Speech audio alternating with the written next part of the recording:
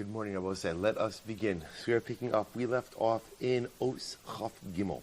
So remember again, Reb Tzaddik was teaching us about once again, spending time on the various mishmoros, the symbolism of those mishmoros, but in Sif Chaf Gimel, really speaking about the interconnectedness which really exists between the celestial sphere, what the Rebbe calls the Lemalo, with the Lemata.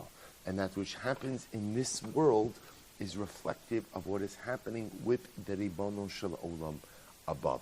So right, Reb Tzaddik, now we're going to, so he gave the introduction, now we'll go through the meaning of each of the different mishmoros. Ushaga Rishona, Shuba Mishma Rishon.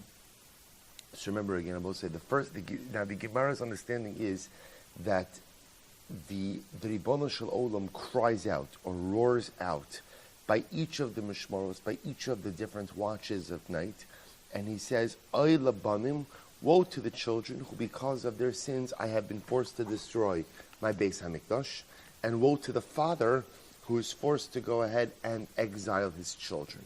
So remember again, so we'll say, that's what HaKadosh Baruch Hu says at every mishmar. Now what Hatzaddik is going to do is bring together these two ideas. So Ribono Shel Olam roars, so to speak, cries out at every mishmar, but remember again, the three mishmoros are represented in this world by three different things. So the first mishmar, remember again, was the donkey braying. So what's the connection? So here Hatzaddik says something amazing. He says, Ushaga Rishona, the first time HaKadosh Baruch Hu cries out at night, in despair for Klal Yisrael, but also in despair for himself. Despair for Klal Yisrael, ultimately again that the Ribono Shel Olam had to exile us, and despair for himself that he's a father who was forced to exile his children. So what's the meaning of this? He goes on, Shuba Mishma Rishon, I'm reading in the Be'urei HaChasidus, on page Nun Beis, in the middle section, Be'urei HaChasidus, right-hand column, left column there. Shasimin lekachu chamer noer. So remember again, the symbol, or the sign for the first watch, is the donkey braying. He says, Az hadsa'ar de galos hashchina gadol kolkach, ad shesha'agas HaKadosh Baruch Hu hi kolkach betokef, ad shenika sha'agazu gam bechomer hanor as kitotza mishagazu. So this is what the Rebbe says.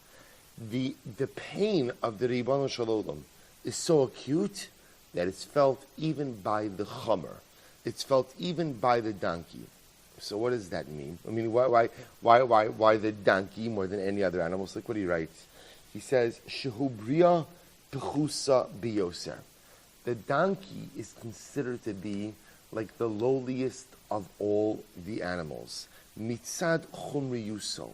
Because of its physicality, because of its intense physicality, the donkey is considered to be the lowliest of animals. And I will say now, remember, we've actually seen this mentioned before.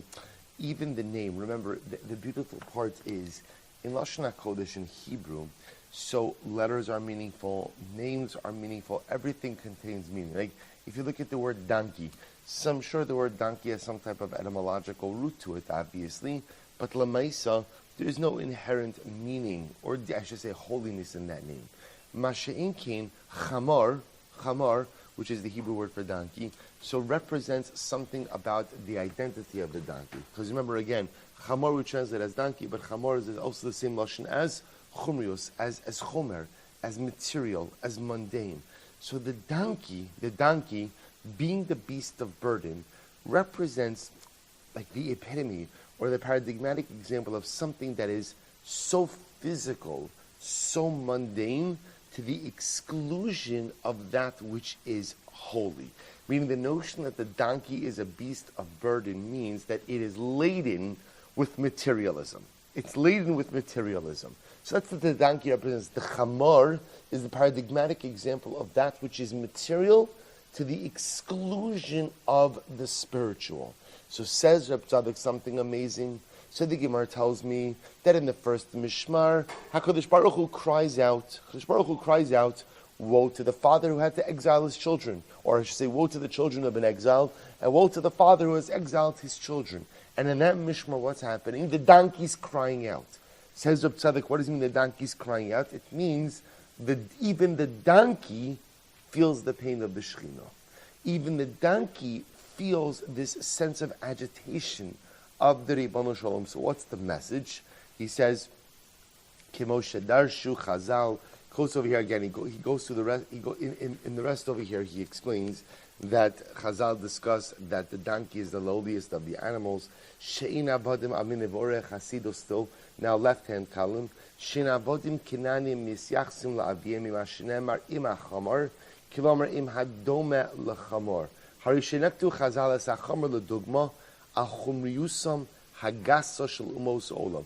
Not only that, but sometimes the nations of the world are compared to donkeys. Why are they compared to donkeys? Because Lemais, again, just like the donkey is considered to be the paradigmatic example of that which is physical, material, to the exclusion of the spiritual, often that's what's found in the nations of the world. He goes on, he says, Kimosha Amru Chazal Bavakama, Chavercha Karya Chamra, Uchba Legabech Mush, Kishachavercha Karya Chamor, Kadeh Levazoscha, Tol Ukov Shel Chamor, Vasireo Elecha, Vesim Osaga Becha, Lahatzi Ki'ilu Be'emes Hincha Chamor, Klomar, Hodel Dvarev Ve'alta Nehu.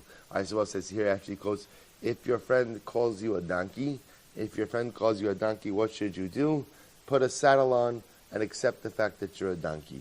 Which, again, I will say, is a separate discussion about how to deal with name calling or how to deal with insults, but that's not our discussion for today. So the Rebbe goes on, he says, what's the point? So what's the message here? Hare shebnei adam noktim es akinoi chamor kedei lahashbil es zulasam kiven shechamor hu aberia shvila v'achor muspioser. So we'll say, so the first lesson, says Reb Tzaddik, is as follows, that even the chamor, even that which is intensely physical, even that which is the almost like the antithesis of spirituality and holiness, has the ability to feel the pain of the Shekhinah, has the ability to feel the pain of the Ribono Shel Olam, which I will say is a fascinating, dramatic, beautiful, and overwhelming lesson. And again, this is the same idea that Reb Tzaddik said before, right? Remember again with the Chamor. The idea being that sometimes we think that in order to go ahead and forge a relationship with HaKadosh Baruch Hu, one must be on some elevated, exalted state. And if I'm not holding in that state, then how could I have a relationship with the Melech Malchei Amlach and the King of Kings? And meanwhile, Reb Tzaddik highlights and really reinforces over and over that that is not the case. That is not the case, which of course, what Reb Tzaddik is reinforcing over here is one of the tenets of Chassidus.